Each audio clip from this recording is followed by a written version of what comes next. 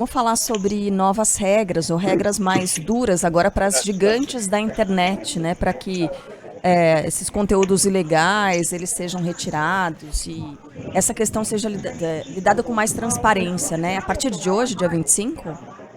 Isso, a partir de hoje começa a valer as regras na União Europeia para 19 empresas, as Big Techs, empresas que têm uma base de usuários de pelo menos 10% da população do bloco europeu, ou seja, empresas que têm ali 45 milhões de usuários pelo menos. A gente está falando de Facebook, Instagram, Snapchat, Twitter ou X, né, WhatsApp, e essas empresas elas precisam fazer alguns ajustes e já começaram a fazer, até porque a multa é altíssima, né? Se você não respeitar as regras, pode sofrer uma multa de até 6% do arrecadamento global da empresa ou ter a suspensão na União Europeia. Então, pessoas com idade entre 13 e 17 anos não vão mais receber propaganda direcionada de acordo com o que elas procuram nas redes sociais. Então, imagina que uma criança fica vendo vídeos de futebol e aí aparece um anúncio de uma bola, ou de uma chuteira, ou de uma escolinha de futebol. Então, essa é uma das mudanças.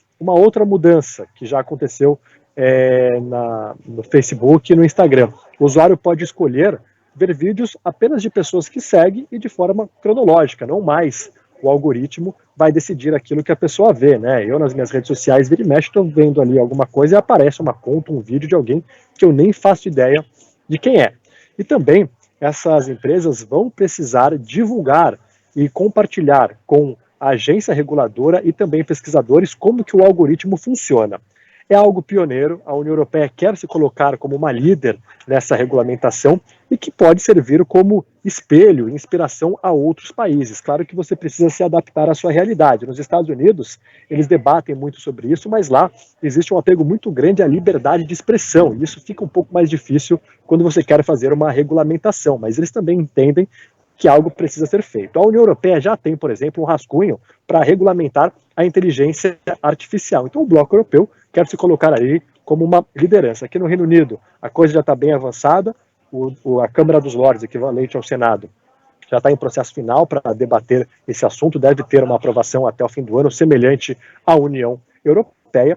Eles querem também ter garantias de que conteúdos falsos e de ódio não sejam impulsionados por esses algoritmos e que eleições também não sejam manipuladas. É uma caixa preta, na verdade, essa questão dos algoritmos, né? Porque as empresas não mostram exatamente como é que eles funcionam, como é que essas propagandas chegam para a gente e, sobretudo, como é que as inteligências artificiais são treinadas, né? Com base em quê? E aí, muitas vezes, a coisa sai de controle. Vou tentar lembrar aqui de que empresa que era uma inteligência artificial que teve que ser desplugada, tirada porque ela virou... Acho que eu já falei sobre isso por aqui. Virou nazista, né? Por causa dos conteúdos de ódio que foram alimentando essa inteligência artificial, virou uma adolescente nazista. Aí teve que simplesmente desplugar. Porque a inteligência artificial ela vai sendo alimentada por dados, ela vai se desenvolvendo a partir disso, como o cérebro humano, né? E ela é bem influenciável, né? Esses dados influenciam toda a experiência. Então é a partir do que a gente coloca ali que ela vai reagir. Puxa, então... quanta gente legal por aí, hein? Então. Meu Deus! Essa foi uma experiência que rolou no Twitter, né? Eram informações do Twitter. E aí a coisa vai para esse lado mesmo. Então é importante mostrar como é que isso acontece, como é que esses dados chegam e como os algoritmos dividem isso aí, né? E fazem essa informação toda girar. E é importante a gente ver também como isso vai se desenvolver a partir de hoje na Europa, na União Europeia, porque aqui no Brasil esse assunto continua emperrado, só para lembrar. A gente teve uma ampla discussão, né, nesse primeiro semestre aqui sobre possibilidade de punição às Big Techs e tal, onde emperrou basicamente aqui a missão de fiscalizar essas plataformas. Seria da Controladoria Geral da União essa missão de fiscalizar as plataformas digitais no país? O governo defendeu a criação de um conselho para julgar os questionamentos, as decisões tomadas pelo órgão, enfim. Faltou um acordo em torno de qual entidade deveria fiscalizar as Big Techs e isso tem dificultado muito o avanço no Congresso desse assunto, desse projeto apresentado para tentar regular a atuação das Big Techs aqui no Brasil, no pele das fake news, né? Das ironias do destino, no Brasil é LGPD, Lei Geral de Proteção de Dados. Na Europa, sabe como é que chama? Lei de Serviços Digitais, ALSD. Sabe por que a gente estava falando de STF, descriminalização da maconha? Agora a gente falando de LSD, gererê.